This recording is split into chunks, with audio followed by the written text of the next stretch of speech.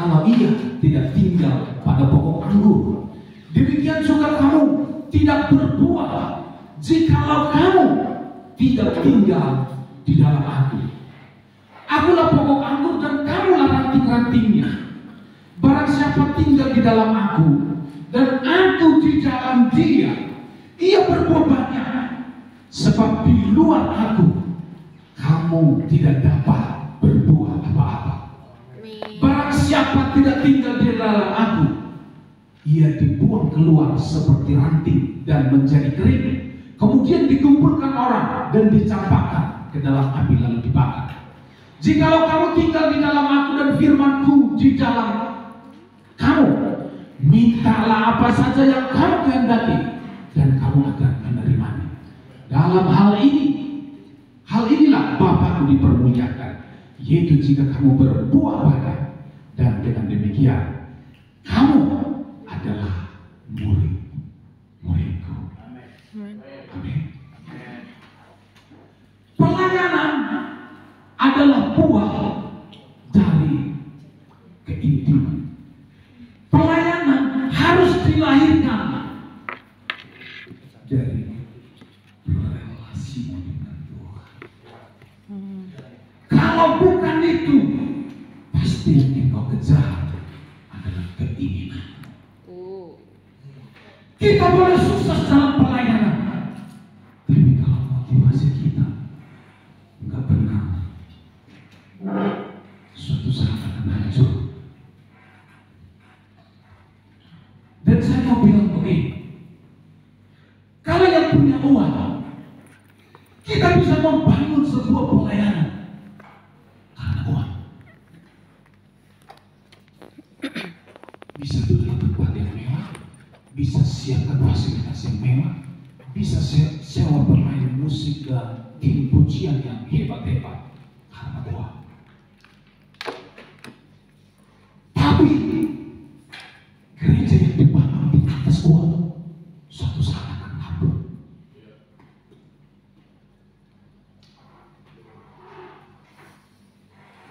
Tapi kita pelayanan kan butuh uang juga. Betul tidak?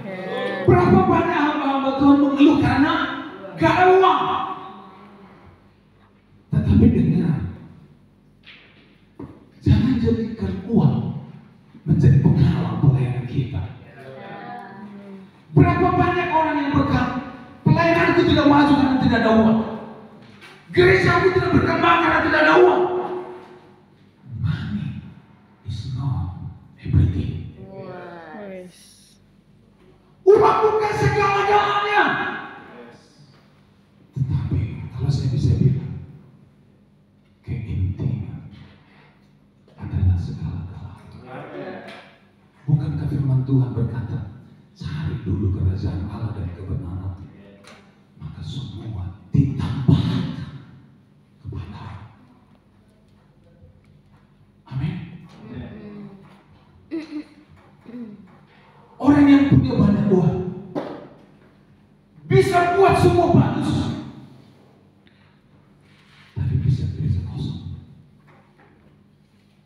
Gereja yang mewah, besar, tapi tidak ada jemaat.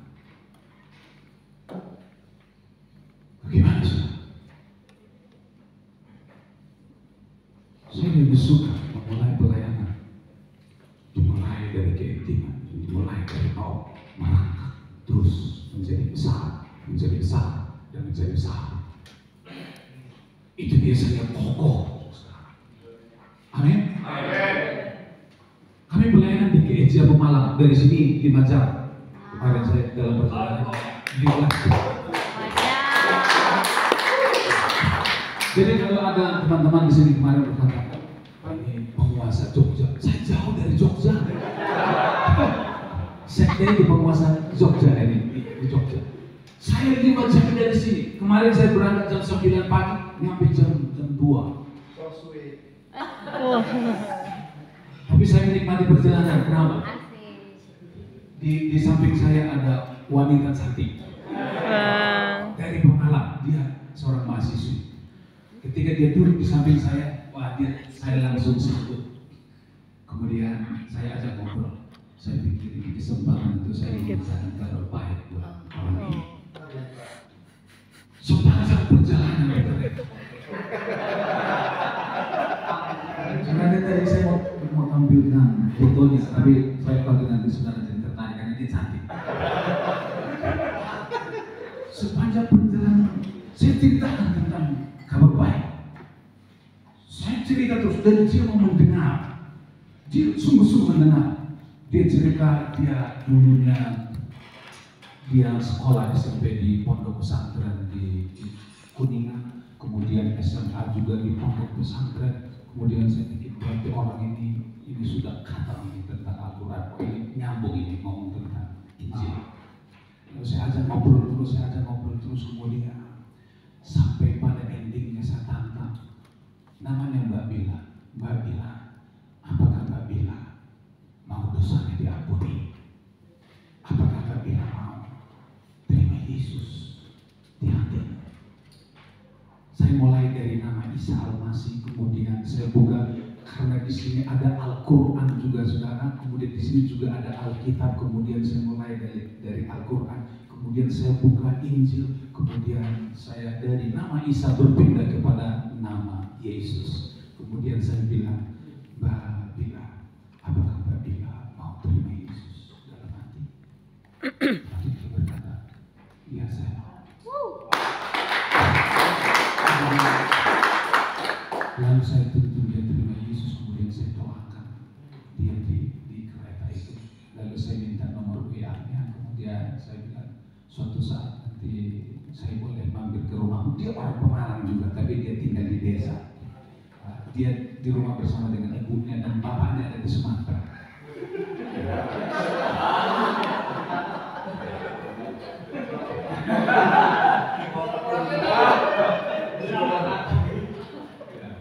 Kemudian ketika saya ceritakan semua tentang kabar baik, lalu saya bilang kepada dia, Mbak Bila, pernah dengar cerita ini sebelumnya?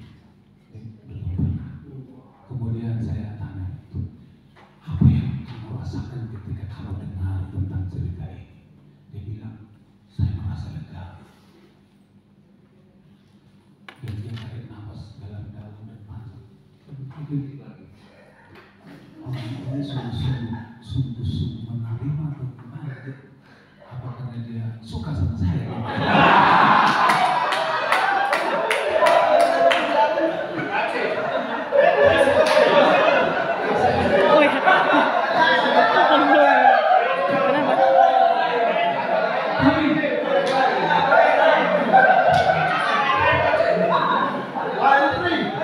Tapi dia bilang, saya lega.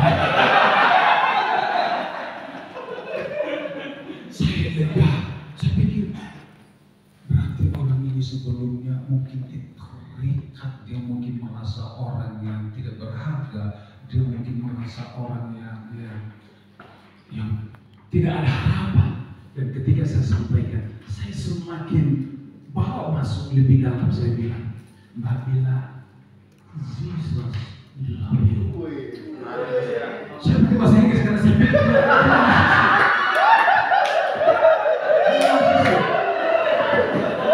ya serius. Saya ngomong begitu.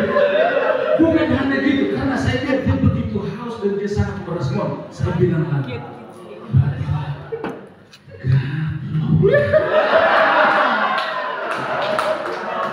ketika saya sampaikan itu, saya lihat tersenyum dengan wajah mata yang berbinar-binar.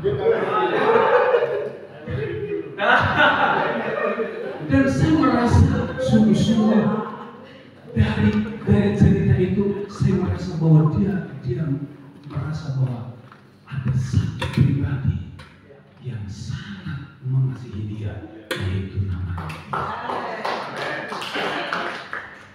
Lalu saya minta nomor WA-nya, saya bilang, Mbak Bila, kalau Mbak Bila ingin belajar lebih banyak tentang cerita ini, Mbak Bila bisa download Injil di HP-mu, bisa belajar dari Google, bisa juga hubungi saya, mau bertanya tentang apa, atau ingin konsultasi, saya siap untuk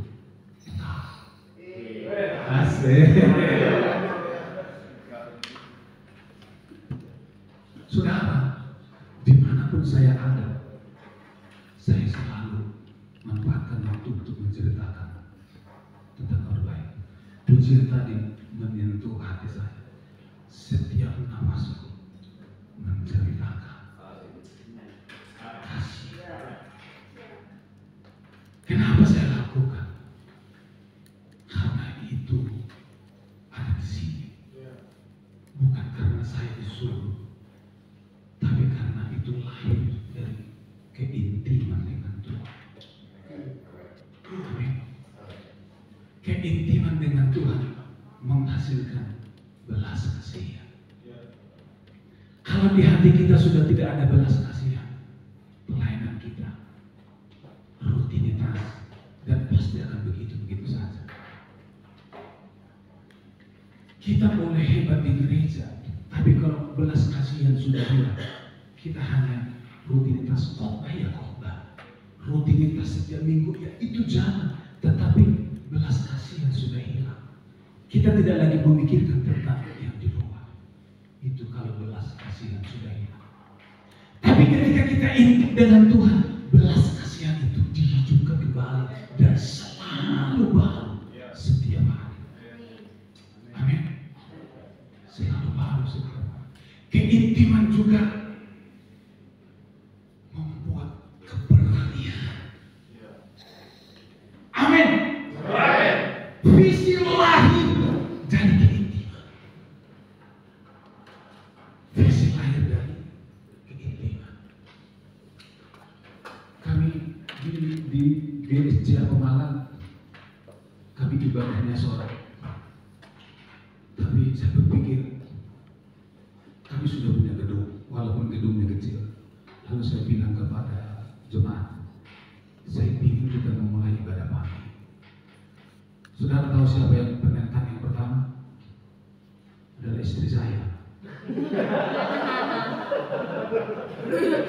Jadi kalau istri seringkali berdiri di depan dan menjadi penghalang, itu biasa untuk istri.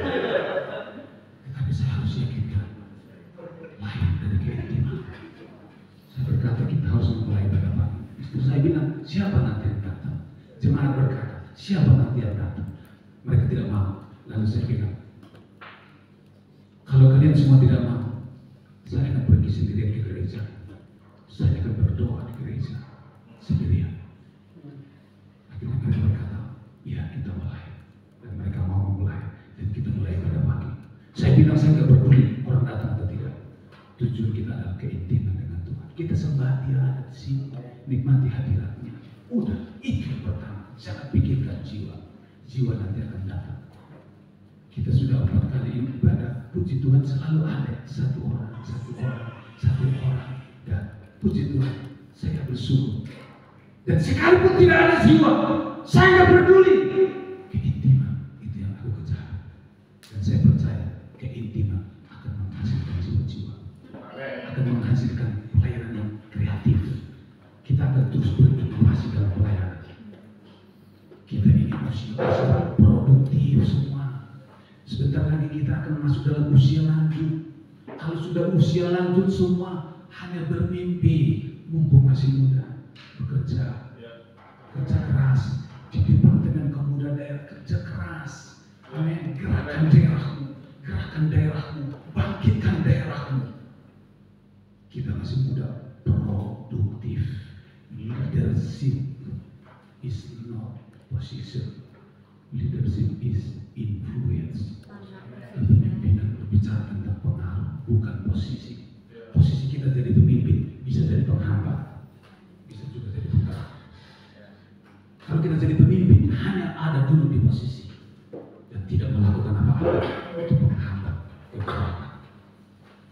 Kita harus menjadi pengaruh. Amin. Kiranya Tuhan menolong kita hari ini sampai selama-lamanya. DKMM terus bangkit kembali.